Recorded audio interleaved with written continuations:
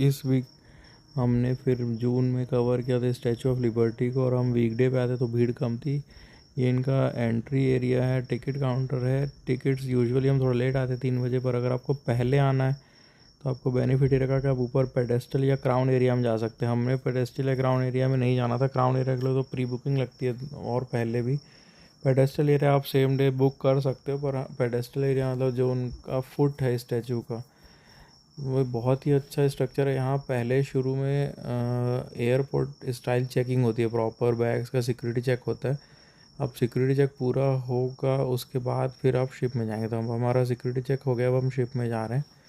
इस शिप से ऊपर के फ्लोर में भी आप बैठ सकते हो, नीचे भी बैठ सकते हो। फिर ये हडसन रिवर से होते हुए एलिस आइलैंड जाएगी। ये एलिस आइलैंड है। एलिस आइलैंड एक आइलैंड है जो स्टैचू ऑफ लिबर्टी और यूएस के बीच में है, और यहाँ पे सब इमिग्रेंट्स जो आते थे यूएस में 1700 से, वो यहाँ आते थे। जैसे आप देख रहे हैं ये बैगेज रूम है, इसमें पूरे उनका बैगेज एक साथ रखे जाते थे। फिर उनका हेल्थ चेकअप होता था, स्क्रीनिंग होती थी। फिर जो फिट लोग होते थे उनको ही यूएस में एंट्री मिलती थी, बाकी लोगों को फिर होल्ड करके रखा जाता था।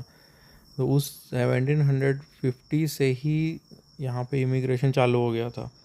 तो ये कुछ फ़ोटोज़ हैं उस समय की, कैसे वो हेल्थ चेकअप करते थे। और यूएस पब्लिक हेल्थ सर्विस का काम था फ़िल्टर करना। ये पुराना हॉल है, इसको पूरा रिक्रिएट किया गया पुराना सामान दिखने के लिए। तो इस जगह पे लोग पेशेंट्स पूरे लेटे रहते थे, या जो ट्रैवलर है वो लेटे रहते थे, और उनका पूरा चेकअप होता था। 1850s के बाद इमिग्रेशन पीक पे था, खासकर जब यूरोप में बहुत सारे वॉर्स हो रहे थे। तो लोग यहाँ माइग्रेट होने चालू किए, क्योंकि उनको पता चला कि यहाँ पे वॉर्स नहीं है, ये जियोग्राफिकली आइसोलेटेड है, प्रॉस्पर ज़्यादा हो रहा है, पैसे अच्छे आ रहे हैं। तो उस समय से यहाँ पे बहुत ज़्यादा लोग माइग्रेट हुए। यहाँ पे अलग अलग लोगों के लेटर्स है जिसमें लोगों ने अपने भाई या फ्रेंड या कज़िन को अपने यहाँ इनवाइट किया है। यहाँ पे वॉर नहीं है, हमारे पास प्रॉस्पेरिटी आता है, अभी यूएस शिफ्ट हो जाओ। तो उस ज़माने से भी लोगों का अमेरिकन ड्रीम चालू हो गया था। ये उनके पुराने ओरिजिनल लेटर्स हैं, उनकी फ़ोटोज़ है माइग्रेशन की समय की।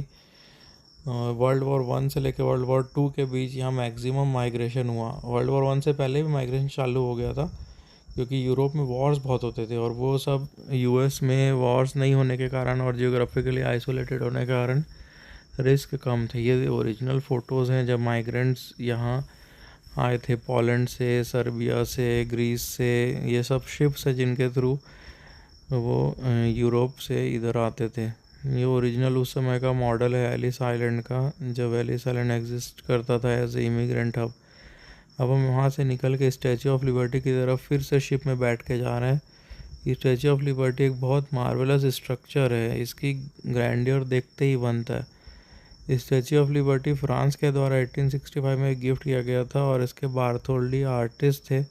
इसमें जो क्राउन है उसमें 7 रेज हैं, ये यूएस की प्रोग्रेस को दिखाता है, यूएस की फ्रीडम को दिखाता है।